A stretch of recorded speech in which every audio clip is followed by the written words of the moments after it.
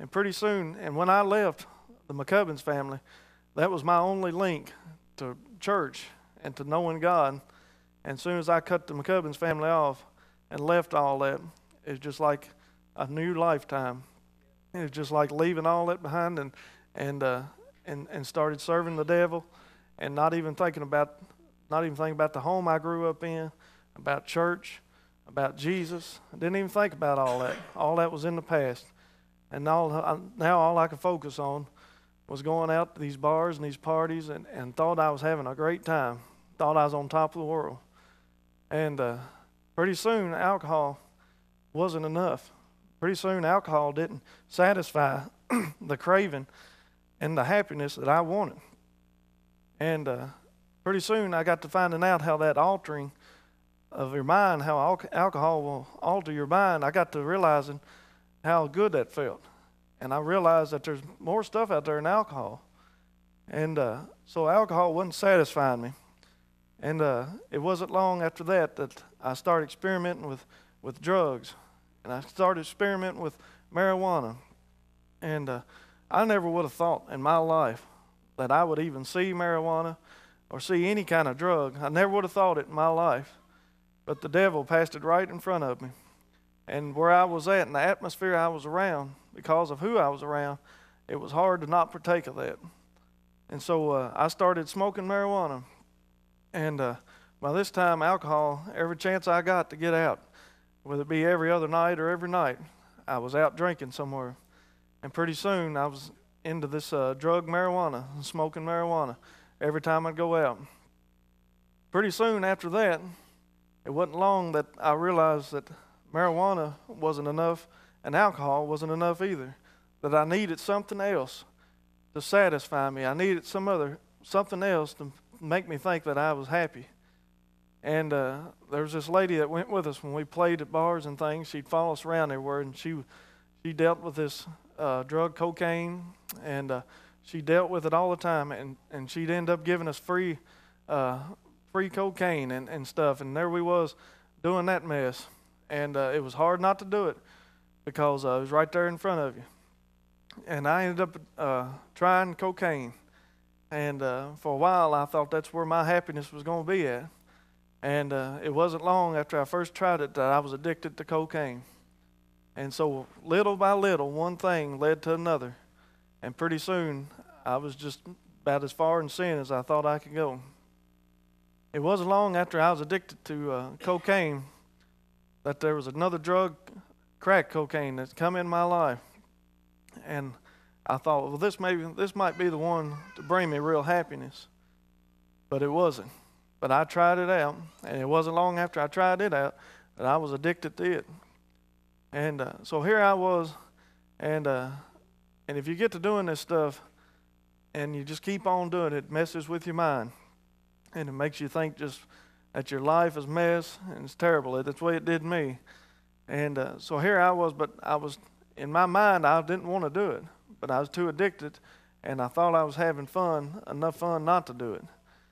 So I went on doing this for about the next 2 years. And pretty soon it became a dependent thing where I was depending on drugs and alcohol to bring me happiness, fulfill my life, and I got to where I couldn't wake up in the mornings without having to be on something to live through the day. And because if I woke up and I was sober or not high or anything, I didn't think I felt right. I didn't feel like I was a human. So I didn't become dependent on this. I bought a house in Camelsville. I don't know how in the world I got this house, but I got it on credit. And don't know how in the world I got it because I never could keep money. I could have $500 on Friday. By the time Monday came around, I wouldn't have a penny to my name, where I spent it all on alcohol or drugs. And that's how bad it got. I could have $10 and I'd go spend that last $10 that I had to my name on alcohol or drugs because I needed something. I always needed something in my life to make me feel like I was happy. Always needed something. And I bought this house in Camelsville, and when I bought this house, it was no more than a party house is all it was. And I bought it in June of 2006. And I never made one payment on this house. I had it I stayed in it for 3 months. I never made a payment on electric, never made a payment on water, never made a house payment. $500 a month house payment, never made a payment one on it. And I lived I lived for about a month with no electricity and no water. And I lived in shame because here I was blowing everything I had on drugs and alcohol and just wasting my life, blowing it all away. And I could not keep a penny. I could get $5 and I'd have to go out to the liquor store and get something or go out and get some kind of drug. It didn't matter how much money I'd have, it would have to all go to that. And pretty soon it started creeping in my mind and making me just real depressed. It wasn't fun anymore. And after about these 2.5 years of doing this every other day at least, it just started making me depressed feeling. Because it seemed like I done tried everything that there was out there, and I wasn't happy. And it seemed like there wasn't nothing else out there, and I was depressed. And I bought this house, and drugs just started just messing with my mind, something awful, and just stayed depressed all the time. And our rock and roll band, didn't last about 3 months, and drugs came between it, and we all split up. So I hadn't played music for several months, and I had a buddy that lived in Louisville that had a rock and roll band. And I thought, I'm gonna go live in Louisville because I've got to get away from these drugs. I've got to get away from this stuff. It's just killing me, and I'm not having no fun. I've got to get away from it. So I took the road to Louisville, and I went that direction because I was running. At this point, I was running from alcohol and drugs, running from it. So one afternoon, I got in my truck when I was in Campbellsville, and got in my truck and grabbed my guitar and literally left everything that I had in that house. And all I went to Louisville with was my guitar and the clothes that I had on. That's all I went to Louisville on with. And I got up there and got with my buddy, and we started playing rock music, and I was back out in this scene again. And I had left all the drugs, cocaine, and all that stuff behind, but I was drinking now more than ever. And I was drinking more alcohol than I ever had been, and smoking marijuana still. And while I was in Louisville, I ended up getting about 3 or 4 warrants on me, and I was in and out of jail several times through these 2 or 3 years. And because I'm going to tell you something, you may think you're hiding stuff from somebody, and may think that you can drink or do drugs or any other sin, and just because this person next to you doesn't know that you're doing it, don't make it right, because the main judge is looking down and sees all and knows all, the one that you really ought to be worried about. And so I've ended up getting careless with all this stuff, and I just every time I do something, it seemed like I'd get caught and get put in jail for it.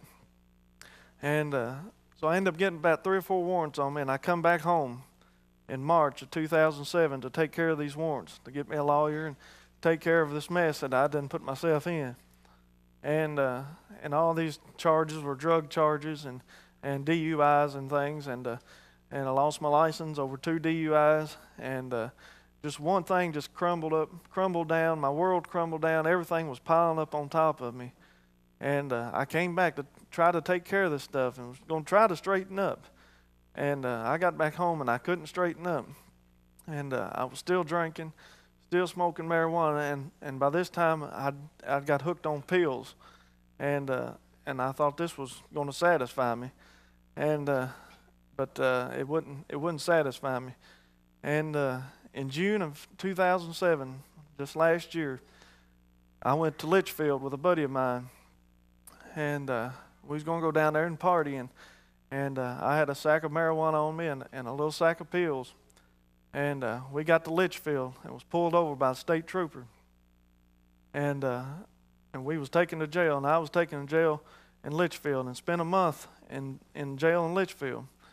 And when I was down there, they put me on probation for 2 years.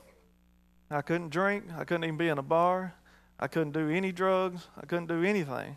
I had to be clean and sober because I was going to be drug tested for the next 2 years.